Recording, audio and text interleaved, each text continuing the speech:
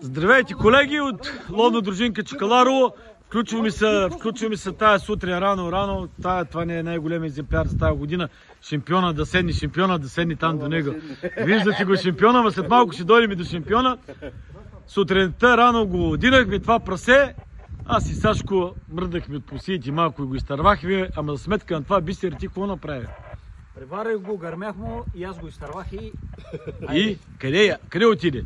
Отиде към Кирковската дружинка. И там какво стана? И там пак събера патроните на всички и до там. Пао няма нищо. Пао няма нищо. Оттам да не отиде при Димова. Димова при вас ли дойде? Не, при Васко отиде. Не е при Васко после. Първият път Васко го изтърва. Васко, добре. Васко, къде беше Димова? Оси ти момер. Къде беше? Няма значение, някой оттам го изтърва, отиде прасето на... Къде отиде, бе? Бори, къде отиде прасето? Абе бяга тук от Ферена. Границата ли? Браницата по обратна дирка. През обратна дирка и... Васе! И къде дойде Васе? Както си чоплям семки на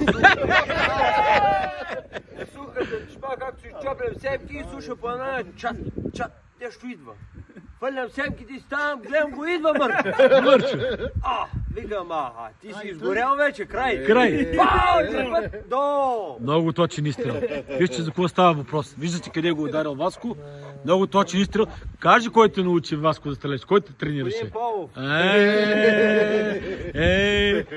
Това не е най-големият екземпляр за този сезон. Виждате за какво става въпрос.